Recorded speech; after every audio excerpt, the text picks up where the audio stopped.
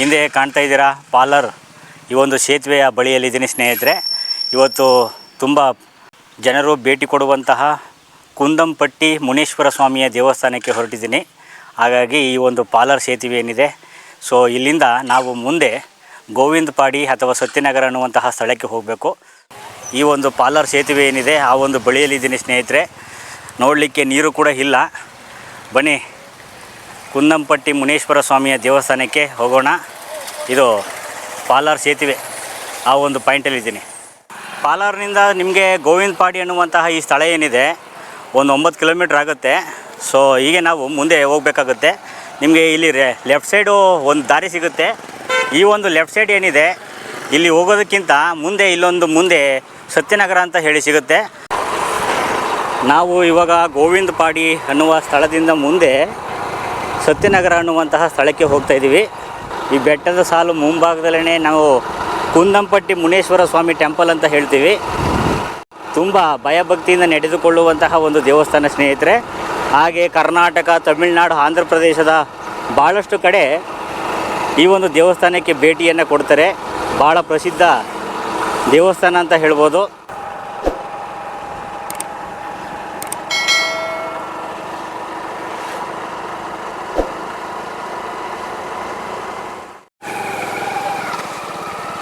So ಈ ದಾರಿಲಿ ನೀವು ಹೀಗೆ ಹೋದರೆ ಕೋಟೆಯೂರು ಸಿಗುತ್ತೆ.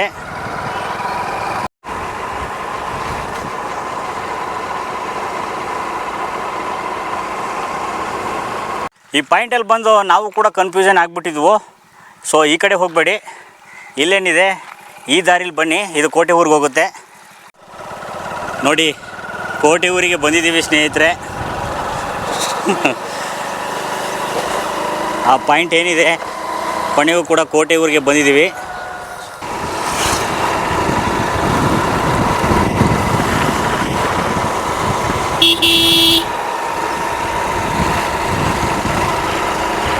ಸೊ ನೀವು ಕೂಡ ಸತ್ಯನಗರ ಏನಿದೆ ಆ ಒಂದು ದಾರಿಲಿ ಬರೋದಕ್ಕೆ ಪ್ರಯತ್ನ ಮಾಡಿ. ಸೊ ಗೋವಿಂದಪಾಡಿ ಏನಿದೆ ಆ ಒಂದು ಮಾರ್ಗವಾಗಿ ನೀವೇನು ಹೋಗಬೇಕಾಗಿಲ್ಲ. ಮುಂದೆ ನಮಗೆ ಈ ಒಂದು ದಾರಿ ಏನಿದೆ ಈ ಒಂದು ದಾರಿಯಲ್ಲಿ ನೀವು ಕುಂದಂಪಟ್ಟಿ ಮುನೇಶ್ವರ ಸ್ವಾಮಿಯ ದೇವಸ್ಥಾನಕ್ಕೆ ಹೋಗಲಿಕ್ಕೆ ತುಂಬ ಚೆನ್ನಾಗಿದೆ ಅಂತ ಹೇಳ್ಬೋದು. ಹೋಗ್ತಾ ಇದ್ದೀವಿ, ಬನ್ನಿ ಹೋಗೋಣ.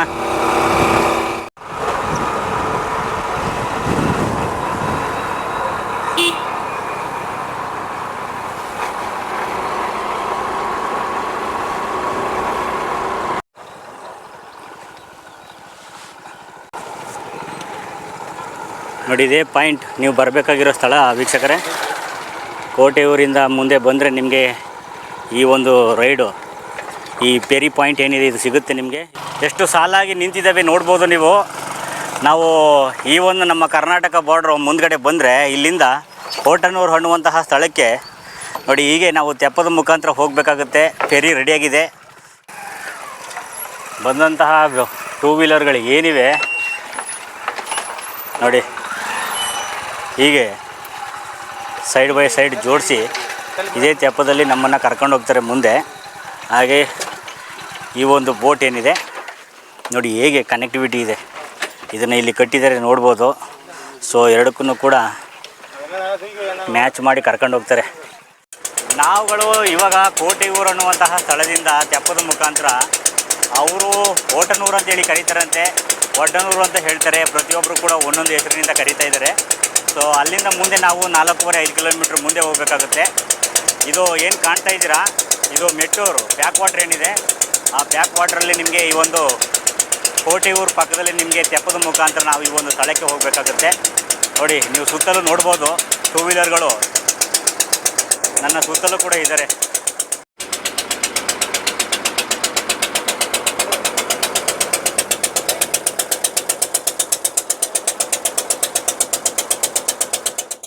ಸೊ ಕೊನೆಗೂ ಆ ಒಂದು ದಡದಿಂದ ನೋಡಿ ಈ ಒಂದು ಪಾಯಿಂಟಿಗೆ ಬಂದಿದ್ದೀವಿ.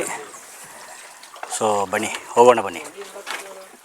ಸೊ ಇಲ್ಲಿಂದ ಮುಂದೆ ನಾವು ಒಟನೂರು ಅನ್ನುವಂತಹ ಸ್ಥಳಕ್ಕೆ ಹೋಗಬೇಕು. ಅಲ್ಲಿಂದ ಸುಮಾರು ಹೀಗೆ ಮುಂದೆ ಹೋದರೆ ನಮಗೆ ಒಂದು 4.5 ಕಿಲೋಮೀಟ್ರಿಗೆ ಕುಂದಂಪಟ್ಟಿ ಮುನೇಶ್ವರ ಸ್ವಾಮಿ ಟೆಂಪಲ್ ಅಂತೇಳಿ ತಮಿಳಿಗರು ಕರೀತಾರೆ.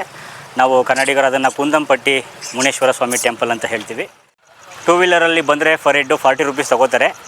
ಆರಾಮ್ಸೆ ಬರ್ಬೋದು. ನೀವು ತಂದು ನಿಮ್ಮನ್ನು ಇಲ್ಲೇ ಇಳಿಸ್ತಾರೆ. ಹೀಗೆ ಮುಂದೆ ನೀವು ಹೊಗೆನೆಕಲ್ಲು, ಧರ್ಮಪುರಿ, ಪೆನ್ನಾಗರಂ, ಹೀಗೆ ತಿರುವಣ್ಣಮಲೆ ಈ ಒಂದು ದಾರಿಯಲ್ಲಿ ನೀವು ಬಂದರೆ ಸೊ ಇದೇ ದಾರಿಯಲ್ಲಿ ಕೂಡ ನೀವು ಆ ಒಂದು ಸ್ಥಳಕ್ಕೆ ಹೋಗ್ಬೋದು ಅಂತ ಹೇಳ್ಬೋದು ಸ್ನೇಹಿತರೆ. ನೋಡಿ ಹೇಗಿದೆ, ಮನ್ ರೋಡಲ್ಲಿ ಬರಬೇಕಾಗುತ್ತೆ. ಇದೇ ದಾರಿಯಲ್ಲಿ ನೋಡಿ ಹೀಗೆ ಮುಂದೆ ಹೋಗೋಣ.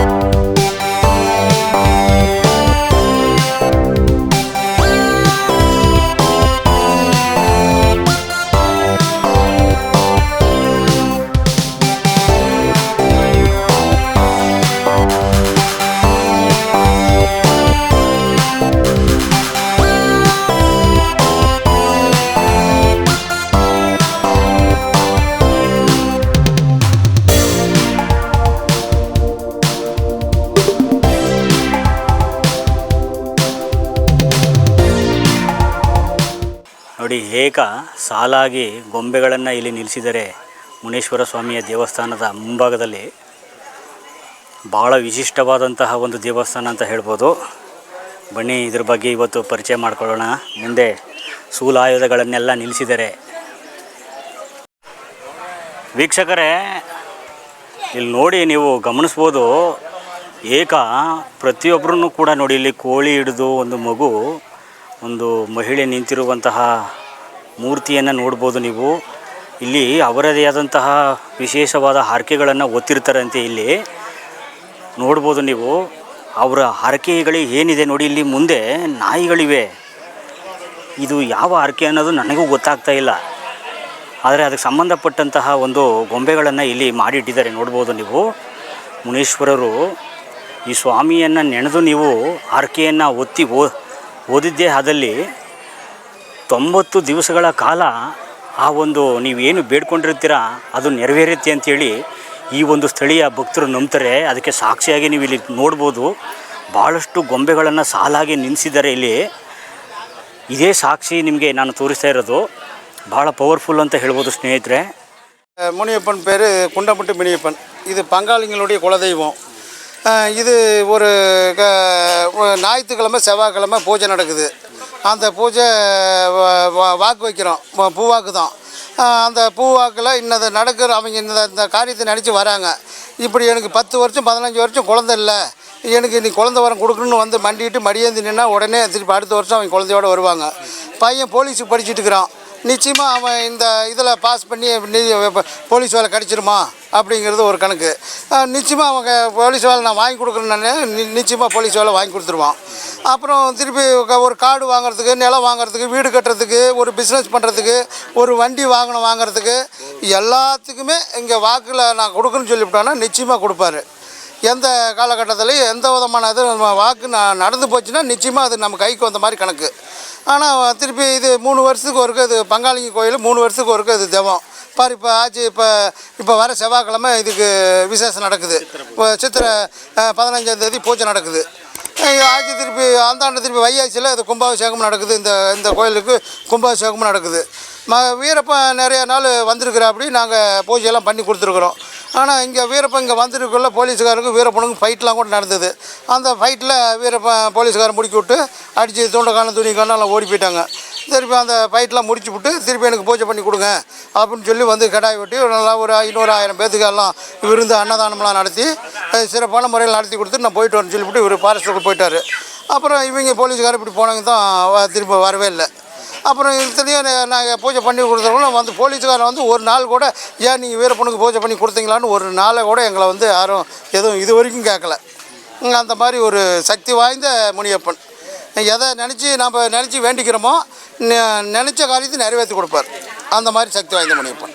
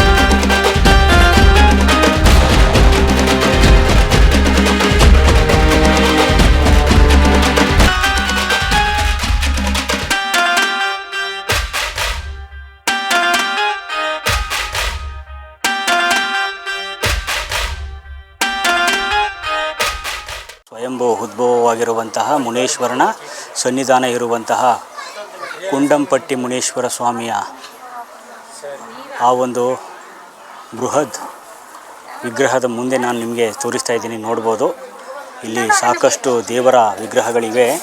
ಹೀಗೆ ಇಲ್ಲಿ ನೋಡ್ತಾ ಇದ್ದೀರಾ, ಈ ಒಂದು ಸ್ವಾಮಿಯ ಆ ಒಂದು ಪಾದದ ಮೇಲೆ ಹೂವುಗಳನ್ನು ಇಟ್ಟು ಪ್ರಸಾದವನ್ನು ಕೇಳ್ತಾರೆ. ನೋಡಿ, ಇವರೇ ಕುಂಡಂಪಟ್ಟಿ ಮುನೇಶ್ವರರು. ಈ ಒಂದು ಮುನೇಶ್ವರ ಸ್ವಾಮಿಯ ಪಾದದ ಮೇಲೆ ಹೂವುಗಳನ್ನು ಇಟ್ಟು ಪ್ರಶ್ನೆಗಳನ್ನು ಕೇಳ್ತಾರೆ. ಮಂಗಳವಾರ ಭಾನುವಾರ ಮಾಡ್ಕೊಂಡು ಬನ್ನಿ. ಹೀಗೆ ಅರ್ಚಕರು ನಿಮಗೆ ಆ ಹೂವಿನ ಪ್ರಸಾದವನ್ನು ನಿಮ್ಮ ಮುಂದೆ ಕೂರಿಸಿ ಕೇಳಿ ಕೊಡ್ತಾರೆ. ನಿಮ್ಮ ಕಾರ್ಯ ನೆರವೇರಿದ್ರೆ ಬಲಭಾಗದಿಂದ ನಿಮಗೆ ಹೂವಿನ ಪ್ರಸಾದ ಸಿಗುತ್ತೆ. ಅದು ಬಿದ್ದ ಸುಮಾರು 90 ದಿವಸಗಳ ಗಡುವಿನ ಅವಧಿಯಲ್ಲಿ, ಅಥವಾ ಒಂದಿನ ಇರ್ಬೋದು, 2 ದಿನ, 3 ದಿನ, 1 ವಾರ, 1 ತಿಂಗಳು, ಸೊ ಆ ಒಂದು ಅವಧಿಯ ಗಡುವಿನಲ್ಲಿ ನಿಮಗೆ ನಿಮ್ಮ ಕೆಲಸ ಕಾರ್ಯಗಳು ಖಂಡಿತವಾಗಿಯೂ ನೆರವೇರುತ್ತೆ ಅಂಥೇಳಿ ಈ ಒಂದು ಮುನೇಶ್ವರರ ಮೇಲೆ ಭಾಳಷ್ಟು ಅಭಿಮಾನವನ್ನು, ಭಕ್ತಿಯನ್ನು ಇಲ್ಲಿ ಸ್ಥಳೀಯರು ಭಕ್ತರು ಇಟ್ಕೊಂಡಿದ್ದಾರೆ. ಅದು ಸತ್ಯಕ್ಕೂ ಕೂಡ ಇಲ್ಲಿ ನಡೆಯುತ್ತೆ ಅಂತ ಹೇಳ್ಬೋದು. ಒಂದು ಕುಂಡಂಪಟ್ಟಿ ಮುನೇಶ್ವರ ಸ್ವಾಮಿಯ ಮುಂಭಾಗದಲ್ಲಿನೇ ಇದ್ದೀನಿ. ದಯವಿಟ್ಟು ಈ ಒಂದು ಸ್ವಾಮಿಗೆ ಕೈಯನ್ನು ತೋರಿಸಿ ನೀವು ಮಾತನಾಡುವಂತಿಲ್ಲ. ಇದು ಕಟ್ಟೆಚ್ಚರ ಅಂತ ಹೇಳಿ ನಾನು ನಿಮಗೆ ಹೇಳ್ತಾ ಇದ್ದೀನಿ ಸ್ನೇಹಿತರೆ. ಈ ದೇವರ ಮುಂದೆ ಯಾವುದೇ ಕಾರಣಕ್ಕೂ ನೀವು ಕೈಯನ್ನು ತೋರಿಸಿ ಮಾತನಾಡುವಂತಿಲ್ಲ.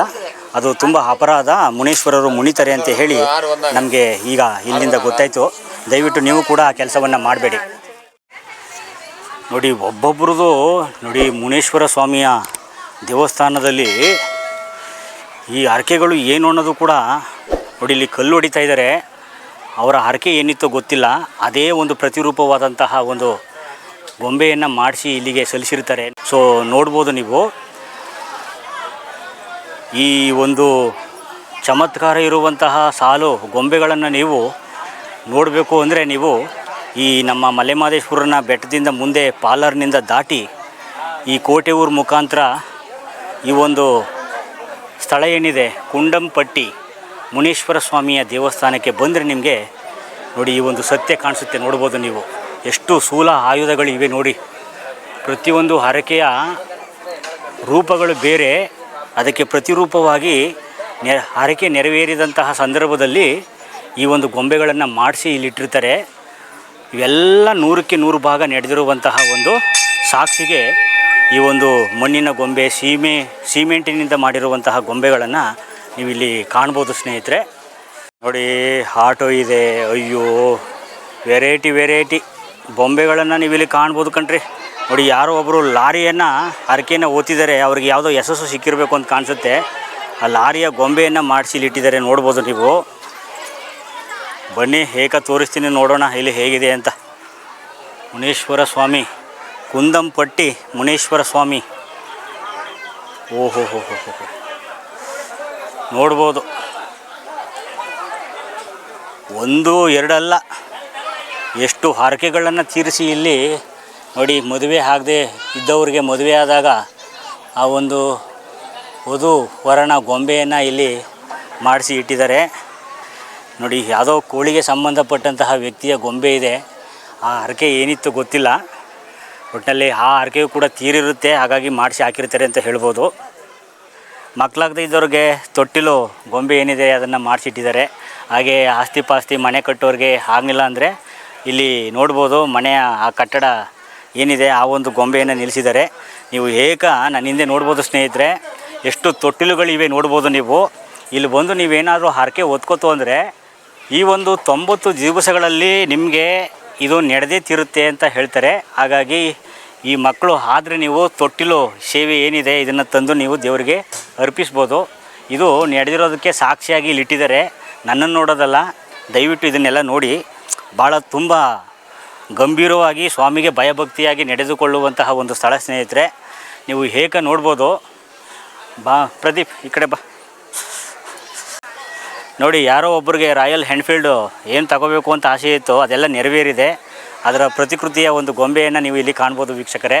ಅದನ್ನು ಕೂಡ ಇಟ್ಟಿದ್ದಾರೆ ನೋಡಿ. MRF ಕಂಪ್ನಿ ಏನಿದೆ ಅದು ಕೂಡ ಇಲ್ಲೊಂದು ಪ್ರತಿರೂಪದ ಒಂದು ಗೊಂಬೆಯನ್ನು ಹಾಕಲಾಗಿದೆ, ನೋಡ್ಬೋದು ನೀವು ಗಮನಿಸಿ.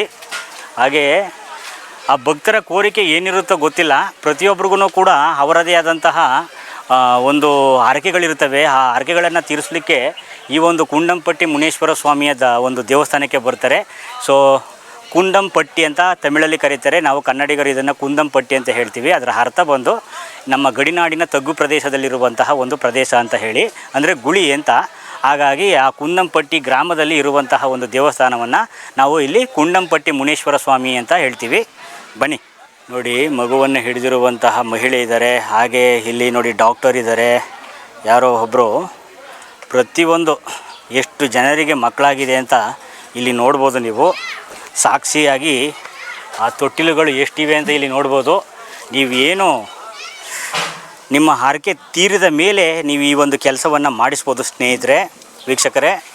ನೋಡಿ, 1-2 ಅಲ್ಲ ಕಣ್ರಿ, ಓಹೋ ಭಾಳಷ್ಟಿವೆ. ತೋರಿಸ್ತಾ ಹೋಗ್ತಾಯಿದ್ರೆ ನಾನು ಡಿಫ್ರೆಂಟ್ ಈ ಥರದ ದೇವಸ್ಥಾನ ನಾನು ಯಾವತ್ತೂ ನೋಡಿರಲಿಲ್ಲ, ಫಸ್ಟ್ ಟೈಮ್ ನೋಡ್ತಾಯಿದ್ದೀನಿ. ನೋಡಿ, ಯಾರೋ ಒಬ್ಬರಿಗೆ ಲಾಯರು ಹುದ್ದೆ ಸಿಕ್ಕಿದೆ ಅಂತ ಕಾಣಿಸುತ್ತೆ. ಅದರ ಒಂದು ಗೊಂಬೆಯ ಪ್ರತಿರೂಪವನ್ನು ಇಲ್ಲಿ ಹಾಕಿದ್ದಾರೆ, ನೋಡ್ಬೋದು ನೀವು. ಅದು ಇಲ್ಲಿ ಹೆಚ್ಚಾಗಿ ಪೊಲೀಸ್ ಆಫೀಸರ್ ಕೆಲಸ ಸಿಕ್ಕಿರೋದು ಭಾಳ ವಿಶೇಷ, ಇದನ್ನು ನೀವು ಗಮನಿಸಬೇಕು ಇಲ್ಲಿ. ಹಾಗಾಗಿ ಈ ಸ್ವಾಮಿಯನ್ನು ಕುಂಡಂಪಟ್ಟಿ ಮುನೇಶ್ವರ, ಸಕ್ಸಸ್ ಮುನಿಯಪ್ಪನ್, ಪೊಲೀಸ್ ಮುನಿಯಪ್ಪನ್, ಹೀಗೆ ಹಲವಾರು ಹೆಸರುಗಳಿಂದ ಈ ಒಂದು ಮುನೇಶ್ವರ ಸ್ವಾಮಿಯನ್ನು ಕೊಂಡಾಡ್ತಾರೆ ಈ ಒಂದು ಭಾಗದಲ್ಲಿ, ನೋಡ್ಬೋದು. ವಿಶೇಷವಾಗಿ ಸ್ನೇಹಿತರೆ, ಮಂಗಳವಾರ ಭಾನುವಾರ ವಿಶೇಷವಾಗಿ ಇಲ್ಲಿ ಪೂಜೆ ಆಗ್ತಾ ಇರ್ತದೆ. ನೀವು ಇವತ್ತು ಅದನ್ನು ಸಾಕ್ಷಿಯಾಗಿ ನೋಡ್ಬೋದು, ಭಾಳಷ್ಟು ಕಡೆಯಿಂದ ಬಂದಿದ್ದಾರೆ. ಹಾಗಾಗಿ ನೀವೇನಾದರೂ ಹೂವಿನ ಪ್ರಸಾದವನ್ನು ಕೇಳಬೇಕು ಅಂದರೆ ನೀವು ಅಮಾವಾಸ್ಯೆ ಪೂರ್ಣಿಮೆ ಏನಿದೆ ಆ ಒಂದು ದಿವಸದಲ್ಲಿ ಭೇಟಿ ಕೊಡಬೇಡಿ. ಆ ಒಂದು ಸಮಯದಲ್ಲಿ ಇಲ್ಲಿನ ಹೂವಿನ ಪ್ರಸಾದವನ್ನು ಕೇಳೋದಿಲ್ಲ. ನೀವೇನಾದರೂ ಹೂವಿನ ಪ್ರಸಾದ ಅಥವಾ ಹರಕೆಯನ್ನು ಹೊರೋದಾದರೆ ಮಂಗಳವಾರ ಭಾನುವಾರ ಬನ್ನಿ. ನಿಮಗೆ ಈ ಒಂದು ದೇವಸ್ಥಾನ ಏನಿದೆ ಇಲ್ಲಿ ಅರ್ಚಕರು ನಿಮ್ಮ ಪರವಾಗಿ ಅಲ್ಲಿ ದೇವರ ಮುಂದೆ ಪ್ರಸಾದವನ್ನು ಕೇಳ್ತಾರೆ. ಸೊ ಮುಂದೆ 90 ದಿವಸಗಳಲ್ಲಿ ಅದು ನಿಮಗೆ ನಿಮ್ಮ ಜೀವನದಲ್ಲಿ ನಿಜ ಆಗುತ್ತೆ ಅಂಥೇಳಿ ಬಲವಾದ ಸ್ಥಳೀಯರ ನಂಬಿಕೆ ಇದೆ ಸ್ನೇಹಿತರೆ. ಅದನ್ನು ನೀವು ಈ ಒಂದು ದೇವಸ್ಥಾನಕ್ಕೆ ಬಂದು ಹೋಗಿ ಪ್ರಸಾದವನ್ನು ಕೇಳಿಯೇ ನೋಡಬೇಕು. ಅಲ್ಲಿ ತನಕ ಅದನ್ನು ನೀವೇ ಎದುರು ನೋಡಬೇಕು. ಅಷ್ಟು ನೋಡಿ ಎಷ್ಟು ಹರಕೆಗಳು ತೀರಿಸಿದ್ದಾರೆ ಅಂಥೇಳಿ. ಒಂದಲ್ಲ ಎರಡಲ್ಲ, ಅಯ್ಯೋ ಸಾವಿರಾರು ಗೊಂಬೆಗಳನ್ನು ಕಾಣ್ತೀರ ನೀವಿಲ್ಲಿ ನೋಡಿ. 1-2 ಹರಕೆಯಲ್ಲೇ ಇಲ್ಲಿರೋದು. ಎಷ್ಟು ಜನರ ಹರಕೆ ಈಡೇರಿದೆ ಈ ಒಂದು ಸ್ಥಳ ಅಂತ. ಯಾರಿಗೆ ಮದುವೆ ಆಗಿಲ್ಲ ನೋಡಿ, ಸಾಕ್ಷಿ ತೋರಿಸ್ತಾ ಇದ್ದೀನಿ. ಆ ಮದುವೆ ಆಗಿರೋರು ಇಲ್ಲಿ ಸಾಲಾಗಿ ಗೊಂಬೆಗಳನ್ನು ಮಾಡಿಸಿ ಹಾಕಿರ್ತಾರೆ, ನೋಡ್ಬೋದು. ಪ್ರತಿಯೊಂದು ಕೂಡ ಸಾಕ್ಷಿಯಾಗಿ ಇಲ್ಲಿ ನೀವು ಗೊಂಬೆಗಳನ್ನು ಕಾಣ್ಬೋದು ಸ್ನೇಹಿತರೆ. ಈ ಥರ ನಿಮಗೆ ಸಾಕ್ಷಿ ಕೊಡುವಂತಹ ದೇವಸ್ಥಾನ ಎಲ್ಲೂ ಇಲ್ಲ ಅಂತ ನನ್ನ ಅಭಿಪ್ರಾಯ. ಮದುವೆ ಇರ್ಬೋದು, ಮಕ್ಕಳಿರ್ಬೋದು. ನೋಡಿ, ಅಲ್ಲಿ ಮಿಲಿಟ್ರಿ ಆಫೀಸರ್ ಇದ್ದಾರೆ. ಎಷ್ಟು ಹರಕೆಗಳು ಈ ಒಂದು ಭಾಗದಲ್ಲಿ ನೆರವೇರಿದೆ ಅನ್ನೋದನ್ನು ನೀವು ಇಲ್ಲಿ ಕಾಣ್ಬೋದು ಸ್ನೇಹಿತರೆ. ಈ ಒಂದು ಮುನಿಯಪ್ಪ ಸ್ವಾಮಿಯ ದೇವಸ್ಥಾನಕ್ಕೆ ಬಂದು ವೀಕ್ಷಕರೇ, ಭಾಳ ವರ್ಷಗಳ ಕಾಲ ಮಕ್ಕಳಿಲ್ಲ ಅಂತ ಕೊರಗುವಂತಹ ದಂಪತಿಗಳು ಯಾರಿದ್ದೀರಾ, ಈ ಒಂದು ದೇವಸ್ಥಾನಕ್ಕೆ ಭೇಟಿ ಕೊಡಿ ಅಂತ ಹೇಳ್ತಾ ಇದ್ದೀನಿ. ನಮ್ಮದೊಂದು ಸಲಹೆ, ಎಲ್ಲ ಅದು ದೇವರ ಇಚ್ಛೆಗೆ ಸಂಬಂಧಪಟ್ಟದ್ದು. ಏಕೆಂದರೆ ನಾನು ಇಲ್ಲಿ ಬಂದು ಪ್ರತಿಯೊಂದು ಗೊಂಬೆಗಳನ್ನು ನೋಡುವಂತಹ ಸಂದರ್ಭದಲ್ಲಿ ತುಂಬ ನನಗೆ ಒಂಥರ ಆಶ್ಚರ್ಯ ಅಂತ ಅನ್ನಿಸ್ತು. ಯಾಕಂದರೆ ಅದಕ್ಕೆಲ್ಲ ಸಾಕ್ಷಿಯಾಗಿ ಇಲ್ಲಿ ಗೊಂಬೆಗಳನ್ನು ಮಾಡಿಸಿಟ್ಟಿದ್ದಾರೆ. ಮಂಗಳವಾರ ಭಾನುವಾರ ದಿನ ಬಂದು ಈ ಮುನೇಶ್ವರ ಸ್ವಾಮಿಯ ಹೂವಿನ ಪೂವಾಕು ಅಂತೇಳಿ ಕರೀತಾರೆ. ಅಂದರೆ ಹೂವಿನ ಪ್ರಸಾದವನ್ನು ಕೇಳುವಂಥದ್ದು. ಆ ಬಲಗಾಲು ಮತ್ತು ಎಡಗಾಲಿನ ಮೇಲ್ಭಾಗದಲ್ಲಿ ಹೂವುಗಳೇನಿದೆ, ಆ ಕೆಂಪು ಹೂವು, ಬಿಳಿ ಹೂವು, ಅದಕ್ಕೆ ಸಂಬಂಧಪಟ್ಟಂತಹ ಕೆಲವು ಪುಷ್ಪಗಳು, ಹೂಗಳನ್ನು ಮುನೇಶ್ವರ ಸ್ವಾಮಿಯ ಪಾದದ ಮೇಲ್ಭಾಗದಲ್ಲಿ ಇಡ್ತಾರೆ. ಹಾಗೆ ಆ ಒಂದು ಅರ್ಚಕರು ಏನಿದ್ದಾರೆ ಅವರ ಅಪ್ಪಣೆಯ ಮೇರೆಗೆ ಸ್ವಾಮಿಯನ್ನು ಪ್ರಶ್ನೆಯನ್ನು ಕೇಳಲಾಗುತ್ತೆ. ಅದು ನೆರವೇರಿದ್ರೆ ನಿಮಗೆ ಈ ಮುನೇಶ್ವರನ ಸ್ವಾಮಿಯ ಬಲಭಾಗದಿಂದ ನಿಮಗೆ ಪ್ರಸಾದ ಸಿಕ್ಕಿದ್ರೆ ಆ ಪ್ರಸಾದವನ್ನು ಕೊಟ್ಟಂತಹ 90 ದಿವಸಗಳ ಒಳಗೆ ನಿಮಗೆ ಅದು 1 ದಿನ ಇರ್ಬೋದು, 2 ವಾರ ಇರ್ಬೋದು, 1 ತಿಂಗಳಿರ್ಬೋದು, ಅಥವಾ 90 ದಿವಸಗಳ ಗಡುವಿನಲ್ಲಿ ಆ ಅವಧಿಯ ಗಡುವು ಏನಿದೆ ಆ ಒಂದು ಟೈಮಲ್ಲಿ ನಿಮಗೆ ನಿಮ್ಮ ಹರಕೆ ಖಂಡಿತವಾಗಿಯೂ ಈಡೇರುತ್ತೆ ಅಂತ ಹೇಳಿ ಒಂದು ಸ್ಥಳೀಯರ ಬಲವಾದಂತಹ ನಂಬಿಕೆ. ಅದಕ್ಕೆ ಸಾಕ್ಷಿಯಾಗಿ ನೀವು ಇಲ್ಲಿ ಗೊಂಬೆಗಳನ್ನು ಸಾಲಾಗಿ ನೋಡ್ಬೋದು. ನೀವು ಮಕ್ಕಳು ಆಗದೇ ಇರೋರು ತೊಟ್ಟಿಲು ಗೊಂಬೆ, ಮದುವೆ ಆಗದೇ ಇದ್ದವರು ಜೋಡಿ ಗೊಂಬೆ, ಆಸ್ತಿ ಪಾಸ್ತಿ ಅಥವಾ ಮನೆಯನ್ನು ಕಟ್ಟಲು ಇಚ್ಛೆ ಪಡುವಂತಹ ಭಕ್ತರು ಯಾರಿದ್ದೀರಾ ಅವರು ಆ ಒಂದು ಆಸ್ತಿಯ, ಮನೆಯ, ಇಟ್ಟಿಗೆಯ ಗೊಂಬೆಗಳನ್ನು ಮಾಡಿಸಿಕೊಡುವಂಥದ್ದು. ಹೀಗೆ ನಿಮ್ಮ ಹರಕೆಗಳು ಏನಿದೆ ಅದರ ಪ್ರತಿರೂಪವಾಗಿ ಸಿಮೆಂಟು ಅಥವಾ ಮಣ್ಣಿನ ಗಾರೆಯ ರೂಪದಲ್ಲಿ ಈ ಒಂದು ಗೊಂಬೆಗಳನ್ನು ನೀವು ಈ ಒಂದು ಸನ್ನಿಧಾನಕ್ಕೆ ನಿಮ್ಮ ಹರಕೆ ತೀರಿದ ಬಳಿಕ ನೀವಿಲ್ಲಿ ಅದನ್ನು ಪ್ರತಿಷ್ಠಾಪಿಸಿದ ಮೇಲೆ ಅಲ್ಲಿಗೆ ನಿಮ್ಮ ಪೂಜಾ ವಿಧಿವಿಧಾನ ಏನಿದೆ ಅಲ್ಲಿಗೆ ಮುಕ್ತಾಯವಾಯಿತು ಅಂತ ಅದರ ಅರ್ಥ. ಇದನ್ನು ಮಾಡಿ ನೋಡಿ, ನಿಮಗೆ ಗೊತ್ತಾಗುತ್ತೆ. ಈ ಸ್ವಾಮಿಯನ್ನು ನಂಬಿ ಬಂದವರಿಗೆ ಯಾವತ್ತೂ ಕೂಡ ಮುನೇಶ್ವರ ಸ್ವಾಮಿ ಕೈ ಬಿಡೋದಿಲ್ಲ ಅಂಥೇಳಿ ನಂಬಿಕೆ ಇದೆ ಸ್ನೇಹಿತರೆ. ಈ ಕಾರಣಕ್ಕೆ ಕರ್ನಾಟಕ, ತಮಿಳುನಾಡು, ಆಂಧ್ರ ಪ್ರದೇಶ, ನಮ್ಮ ಕರ್ನಾಟಕದ ಭಾಳಷ್ಟು ಕಡೆ ಈ ಒಂದು ಸ್ಥಳಕ್ಕೆ ಭೇಟಿಯನ್ನು ಕೊಡ್ತಾರೆ ಅಂತ. ನಾವು ನಮ್ಮ ಕಸಿನ್ ಬ್ರದರು ಈ ಒಂದು ದೇವಸ್ಥಾನಕ್ಕೆ ಬಂದಿದ್ವಿ ಇವತ್ತು. ನಾವು ಕೂಡ ಸ್ವಾಮಿಯ ಆಶೀರ್ವಾದವನ್ನು ಪಡೆದಿದ್ದೀವಿ. ಆ ಥರ ಏನಾದರೂ ಹರಕೆ ಇದ್ದರೆ ಖಂಡಿತವಾಗಿ ನಾವು ಕೂಡ ಬರ್ತೀವಿ. ತುಂಬ ವಿಶೇಷವಿರುವಂತಹ ಈ ಒಂದು ದೇವಸ್ಥಾನದ ಮಾಹಿತಿಯನ್ನು ನಾನು ಕೂಡ ಸಂಗ್ರಹಣೆ ಮಾಡಿ ಈ ಒಂದು ದೇವಸ್ಥಾನದ ಈ ಒಂದು ಭಕ್ತಿಯ ಪರಾಕಾಷ್ಠೆ ಏನಿದೆ ಅದನ್ನು ನಿಮಗೆ ತೋರಿಸಬೇಕು ಅಂತೇಳಿ ಈ ಒಂದು ಸ್ಥಳಕ್ಕೆ ಬಂದಿದ್ದೀನಿ ಸ್ನೇಹಿತರೆ. ವೀರಪ್ಪನ್ ಏನಿದ್ದಾರೆ ಅವರ ಕುಲದೇವ ಅಂತ ಹೇಳಿ ನಂಬಲಾಗಿದೆ ಸ್ನೇಹಿತರೆ. ಅವರು ಕೂಡ ಬಂದು ಈ ಒಂದು ಮುನೇಶ್ವರ ಸ್ವಾಮಿಗೆ ಪರಮ ಭಕ್ತರಾಗಿದ್ದರು ಅಂತೇಳಿ. ಹಾಗಾಗಿ ಈ ಕುಂಡಂಪಟ್ಟಿ ಮುನೇಶ್ವರ, ಈ ಮುನೇಶ್ವರ ಸ್ವಾಮಿಯನ್ನು ಕಂಡ್ರೆ ವೀರಪ್ಪನು ಕೂಡ ಎದುರುತ್ತಿದ್ದ ಅಂತ ಹೇಳಿ ಇಲ್ಲಿನ ಸ್ಥಳೀಯರು ಹೇಳಿದ ಮೇಲೆ ಗೊತ್ತಾಯಿತು. ಹಾಗಾಗಿ ಆತನು ಕೂಡ ಭಯಭಕ್ತಿಯಿಂದ ನಡ್ಕೊತಿದ್ದಂತಹ ಒಂದು ಸ್ಥಳ ಅಂತ ಹೇಳ್ಬೋದು. ಇಲ್ಲೇ ಹೂವಿನ ಪ್ರಸಾದವನ್ನು ಕೇಳಿ ಮುಂದೆ ತನ್ನ ಕಾರ್ಯಾಚರಣೆಯನ್ನು ಮಾಡ್ತಾಯಿದ್ರಂತೆ. ಈ ಮುನೇಶ್ವರರು ಶಿವನ ಅಂಶದಿಂದ ಹೊರ ಬಂದರು ಅಂತ ಹೇಳಿ ಗೊತ್ತಾಗುತ್ತೆ. ಈ ಕಾರಣದಿಂದ ಆತನನ್ನು ರಕ್ಷಕ ದೇವರು ಅಥವಾ ಕಾವಲು ದೈವವಾಗಿ ಕಾಣ್ತಾರೆ. ಕರ್ನಾಟಕದಿಂದ ನಮ್ಮ ಕಡೆಯಿಂದ ಹೇಗೆ ಬರಬೇಕು ಅನ್ನೋದನ್ನು ನಾನು ಈಗ ಆಲ್ರೆಡಿ ತೋರಿಸಿದ್ದೀನಿ ನಿಮಗೆ. ನೀವು ಏನಾದರೂ ತಮಿಳ್ನಾಡು ಕಡೆಯಿಂದ ಬರೋದಾದರೆ ಹೊಗೆನೆಕಲ್ಲಿಂದ ಪೆನ್ನಾಗರಂನಿಂದ ನೆರುಪೂರಿನಿಂದ ಮುಂದೆ ಈ ಒಂದು ಹಳ್ಳಿ ಸಿಗುತ್ತೆ. ಪೆನ್ನಾಗರಂನಿಂದ ಇಲ್ಲಿಗೆ ಸುಮಾರು 28 ಕಿಲೋಮೀಟ್ರ್ ಆಗುತ್ತೆ. ಹೊಗೆನೆಕಲ್ಲಿಂದ ಇಲ್ಲಿಗೆ ಬರ್ತೀನಿ ಅಂತ ಹೇಳಿದ್ರೆ 45 ಕಿಲೋಮೀಟ್ರ್ ಆಗುತ್ತೆ. ಹಾಗಾಗಿ ನಿಯರ್ ಒಂದು ನೆರುಪೂರು ಅಂತೇಳಿ ಈ ಸ್ಥಳದಿಂದನೂ ಕೂಡ ನೀವು ಈ ಒಂದು ಕುಂಡಂಪಟ್ಟಿ ಮುನೇಶ್ವರ ಸ್ವಾಮಿಯ ಸನ್ನಿಧಾನಕ್ಕೆ ಬರ್ಬೋದು ಸ್ನೇಹಿತರೆ. ಇವತ್ತಿನ ಈ ಒಂದು ಸಂಚಿಕೆಯನ್ನು ಮುಗಿಸ್ತಾ ಇದ್ದೀನಿ. ನಿಮ್ಮೆಲ್ಲರೂ ಕೂಡ ಈ ಒಂದು ಸಂಚಿಕೆ ಇಷ್ಟ ಆಗಿದೆ ಅಂತ ಹೇಳ್ತಾ ದಯವಿಟ್ಟು ನನ್ನ ಚಾನಲನ್ನು ಹೀಗೆ ಸಬ್ಸ್ಕ್ರೈಬ್ ಮಾಡಿ, ಹಾಗೆ ನಮ್ಮ ಬೆಲ್ ಐಕನ್ ಏನಿದೆ ಅದನ್ನು ಕ್ಲಿಕ್ ಮಾಡಿ. ನಿಮ್ಮ ಬೆಂಬಲ ಏನಿದೆ ಅದು ಸದಾ ನಮ್ಮ ಜೊತೆಗೆ ಇರಲಿ ಅಂತ ಹೇಳ್ತಾ ಎಲ್ಲರಿಗೂ ಕೂಡ ಧನ್ಯವಾದಗಳು ವೀಕ್ಷಕರೇ.